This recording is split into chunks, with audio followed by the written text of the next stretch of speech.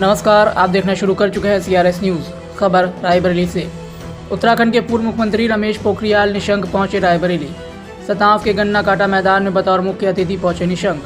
पंडित दीनदयाल उपाध्याय स्मारक cricket match के समापन समारोह में शिरकत करने पहुंचे निशंक। निशंक ने एक सवाल के जवाब में कहा कि राहुल गांधी को सुनता कौन है। संविधान की किताब लेकर घूमने की चीज़ नहीं है। हमारे देश के संविधान की जड़ें बहुत गहरी हैं। वही पाकिस्तान पर हमला बोलते हुए कहा कि पाकिस्तान और हिंदुस्तान एक ही दिन आज़ाद हुआ।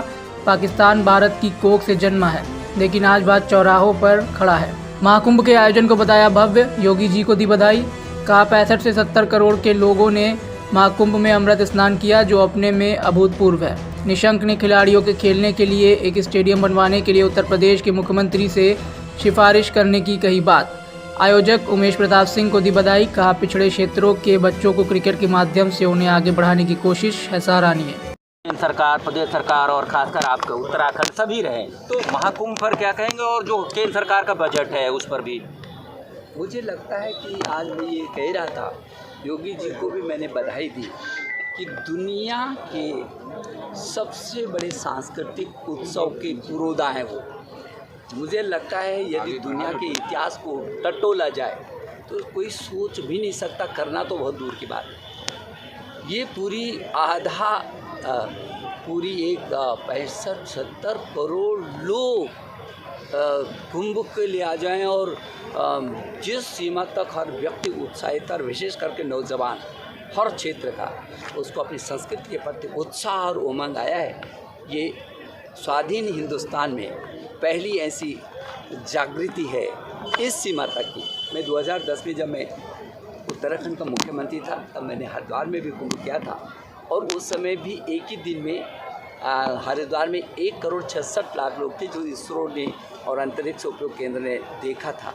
लेकिन ये तो जो प्रयाग ने तो सारी दुनिया के सारे रिकॉर्ड तोड़ दिए हैं। मैं उसके लिए बधाई देना चाहता हूँ योगी जी को और मोदी जी को कि उनके कुशल नेतृत्व ने ये दुनिया में ये साबित कर दिया कि ये कुछ भी कर सकते हैं।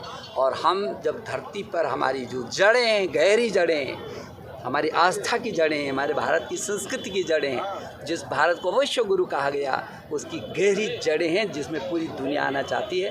तो ये जो महाकुंभ हुआ है प्रयाग का, वो बहुत अद्भुत हुआ। वो पूरे दुनिया के इतिहास में अद्भुत लिखा जाएगा। चमोली की घटना को किस नज़रिए से देखते हैं, क्योंकि जिस प्रकार ग्लेशियर फटा है, 37 से ज़्यादा मजदूर उसमें फंसे हुए थे और कई लोगों की मौत हुई है। देखिए, मैं अपने फोर्स के लोगों को और उत्तराखंड के मुख्यमंत्री पुष्कर सिंह धामी को, उसकी संवेदना को बहुत सराहना करना चाहता हूँ। आप समझ सकते हैं कि 55 लोग दब गए हों। जैसे पिछली बार सुरंग में 41 लोग फंस गए थे, शायद ही दुनिया का कोई लोग सोच रहे होंगे कि कभी ये जिंदा निकल सकते हैं, लेकिन वो 41 लोग उसमें जिंदे निकले थे। पूरी दुनिया में इतिहास बना था। और अभी भी 55 लोग, और आपने देखा, आपने टीवी में देखा होगा किस तरीके से उनकी जान को बचाने की कोशिश हो रही है और कितने लोगों को बचाया गया। अभी 8 लोगों की स्थिति ऐसी जिनको अभी ढूंढ रहे हैं, और इतने बड़े हादसे में कुछ लोगों की मौतें हुई हैं, लेकिन लगभग 90% लोगों को बचा देना ये छोटी बड़ी बात नहीं है, छोटी बात नहीं है। और देखिए, हम हिमालय के लोग बहुत कठिनाइयों में रहते हैं। पहाड़ है, पहाड़ जैसी बड़ी समस्याएं भी हैं उसकी, और इसलिए प्रकृति कब कहाँ पर क्या कर दे। लेकिन इस हिमालय का जो क्षेत्र, और जिस तरीके से अद्भुत मतलब बहुत कम समय में जो अभियान लिया गया, लोगों की ज़िंदगी को बचाया गया, उसकी जितनी भी सराहना की जा सकती है वो भी करनी। मुझे लगता है कि इस पिछड़े क्षेत्र में उमेश प्रताप सिंह और उनकी पूरी टीम जो काम कर रही है, मैं हिमालय से आकर के, देवभूमि उत्तराखंड से आकर के इस समापन कार्यक्रम जो लंबे समय से और देश के विभिन्न राज्यों से जो टीमें आई हैं, उनको मैं बधाई देने के लिए आया हूँ।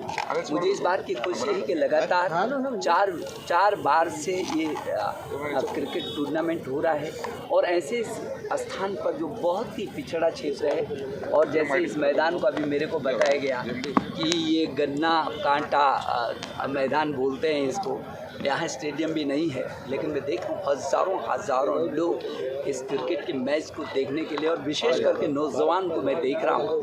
तो मेरे देश के प्रधानमंत्री ने कहा कि फिट इंडिया, यदि इंडिया फिट रहेगा तो सब कुछ फिट हो जाएगा, अच्छा हो जाएगा।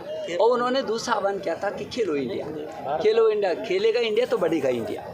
ये दोनों सूत्र इस देश पर ऐसे फिट बैठे हैं, और उस सूत्र को लेकर के उमेश प्रताप जी जिस मिशन के साथ, जिस विज़न के साथ इस पिछड़े क्षेत्र के नौजवानों को उभारने की दिशा में ये बड़ा काम कर रहे हैं, मैं इनको बधाई देने के लिए आया हूँ। आज जब समापन अवसर हो रहा है, 16 टीमें यहाँ पर आई हैं, देश के विभिन्न राज्यों से आई हैं, इस क्षेत्र के ग्रामीण क्षेत्र का भी प्रतिनिधित्व कर रहे हैं, तो मेरी बहुत सारी बधाइयाँ हैं। मैं आज सुबह जब लैंड किया था मैंने लखनऊ में, तो वहाँ से सीधे योगी जी प्रदेश के मुख्यमंत्री जी से जब मेरी भेंट हुई, तो मैंने उनको बताया कि एक बहुत बेहद क्षेत्र में उमेश प्रताप सिंह जी एक क्रिकेट का मैच करवाते हैं, उसके समापन के लिए मैं जा रहा हूं। और जब मुझे यहाँ पर आया और वाजपेयी जी ने इस बात को कहा कि अच्छा होता कि ये यहाँ पर भविष्य में क्रिकेट का कोई ऐसा स्टेडियम होता, तो मैंने उमेश जी से, यहाँ के प्रमुख जी से और अन्य लोगों से ये अनुरोध किया है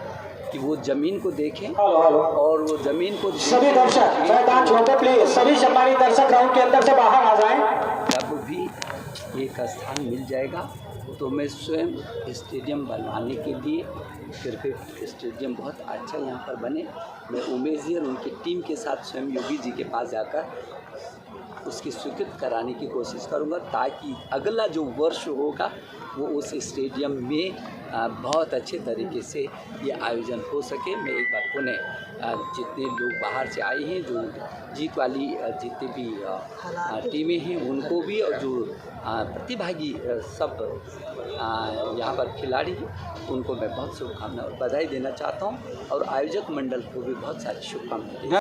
अभी राहुल जी के बारे में क्या है, अभी उनको कोई लोग सुनते ही नहीं है, और जब वो कुछ करते रहते हैं तो लोग हंसते हैं। इसलिए हंसते हैं कि कभी कभी बहुत हल्की बातें करते हैं।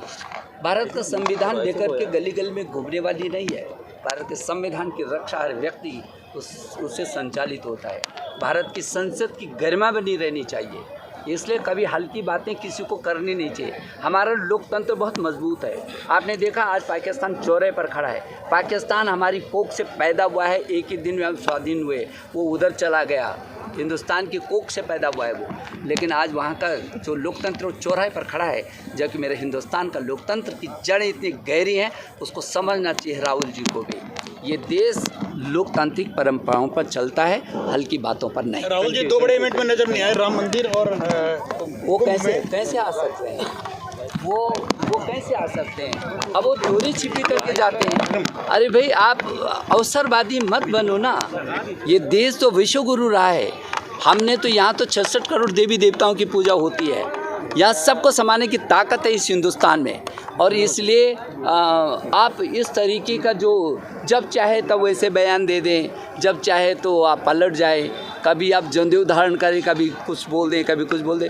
ये सारे नाटकबाजी नहीं करनी चाहिए किसी को भी। और राहुल जी को तो मैं विशेषकर आग्रह करूँगा, तो आपको तो बहुत हो गया, लोग थक गए हैं इन नाटकों को देख करके। अब तो चुप करो भाई, काम करो ज़मीन पे। ठीक, थैंक यू।